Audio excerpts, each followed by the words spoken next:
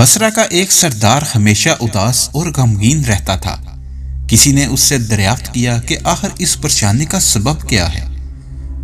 इस पर सरदार ने जवाब दिया कि बात कहने की नहीं, मगर बता देता हूँ कि मुझसे एक वली अल्लाह की खिदमत में कुछ बेअदबी हो गई थी, इसलिए डरता हूँ कि क़यामत को उसके मुआवजे में गिरफ्तार न हो जाऊं। वाकया ये पेश आया कि एक मरतबा ज़ियारत बैतुल्लाह को मैं चला और सब दोस्त व आशना अजीज़ व अकारब रुखसत करने आए। हस्बे तस्दूर कुछ दूर चलकर मैंने सबको लुटा दिया, मगर एक शख्स जिसका नाम जैद था, जो मेरे जानने वालों में से था, वापस ना हुआ और उसने मेरा पीछा ना छोड़ा। मजबूर होकर मैंने उसको झिड़क दिया कि बैतुल्लाह का जाना कोई आसान काम नहीं, जो तू मेरे साथ चलने को तैयार हो गया। मेरे साथ ना आ और जिस राह से तेरा जी चाहे चला जा। वो कहने लगा, ए आका, क्या खुदा इस पर कादर नहीं कि तुमको सही रास्ते पर पहुंचा दे और मुझको बेयारो मददगार छोड़ दे। ये कहकर उसने अपनी राह ली और मैंने अपने रास्ते चलता रहा। फिर वो मुझे सारे रास्ते कहीं पर भी नजर ना आया। वल्लाह इलम कहाँ पोशीदा हो गया। जब खुदा के फजल से मुनासिक हज से फारिग होकर मैंने मदीना तैयबा को चला तो क्या देखता हूँ कि जैद आ गया और अस्सलामु अलैकुम कहकर मेरे पास बैठ गया। मैंने हैरत से पूछा कि हज कर आया? तो उसने कहा हाँ। फिर मैंने तंजन पूछा, हज की सिंध मिली है? तो वो कहने लगा, कैसी सिंध, वो किस काम आती है? मैंने कहा, हज करने वाले को बैतुल्लाह में गैब से एक चिट्ठी मिलती है जिसमें लिखा होता है कि फलां इब्ने फलां हज को आया था और उसका हज कबूल हो गया। फिर इसी सिंध के जरिए कब्र और हशर के अजाब से निजात होती है। ये सुनकर जैद रोता चलाता बैतुल्लाह को वापस चला गया।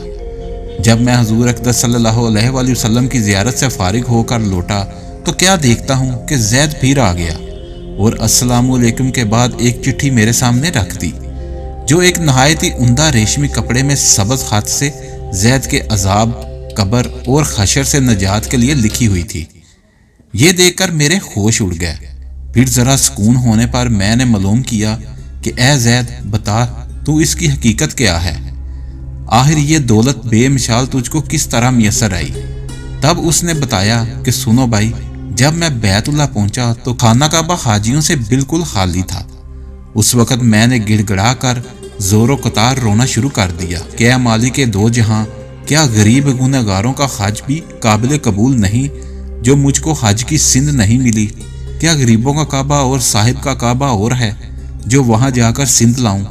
मुझको कसम है तेरे इज्जत और जलाल की, जब तक चिट्ठी ना पाऊंगा काबा से बाहर ना जाऊंगा और रोते रोते यहीं मर जाऊंगा।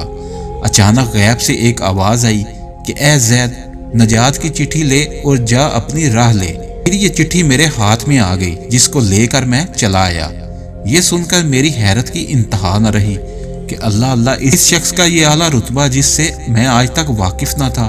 फिर इज्जत व कराम के साथ मैं उसको अपने हमरा बसरा ले आया और वो चिट्ठी नहायत व एहतराम के साथ उसको संभाल कर संदूक में बंद कर दिया।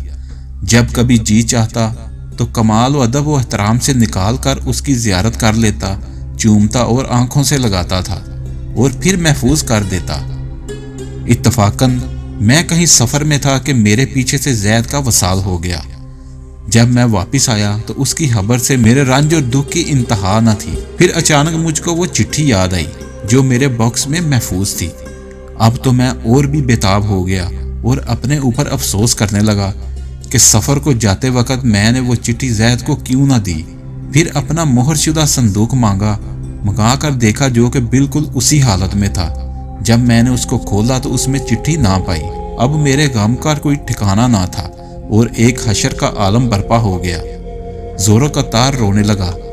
रोते रोते मैं सो गया और क्या देखता कि तरह तरह की सजी हुई जन्नत में जैद सर पर एक ताज रखे हुए अच्छे लिबास में एक तख्त पर बैठा हुआ है और उसके चारों तरफ हूरों का रश लगा हुआ है। मैंने करीब जाकर सलाम किया तो उसने कहा, ए आका, इस कदर परेशान क्यों हो? मैंने कहा, मुझे याद नहीं वो चिट्ठी तूने मुझे दे दी थी। कहने लगा, वो तो ये मौजूद है और इसकी बदौलत ही मुझे ये सब हासिल हुआ है और मैं अपनी मनमानी मुराद को पहुंच गया हूँ। सुभान अल्लाह, जो अल्लाह का होता है अल्लाह ताला उसकी सब मुरादें पूरी कर देता है। دعا ہے اللہ تعالی ہم سب کو بھی اس واقعے سے سبق حاصل کر کے اس پر عمل کرنے کی توفیق عطا فرمائے، آمین۔ اگر آپ کو ہماری ویڈیو اچھی لگی ہے تو اس کو لائک اور شیئر کریں اور ہمارے چینل کو سبسکرائب کرنا نہ بھولیے۔ شکریہ۔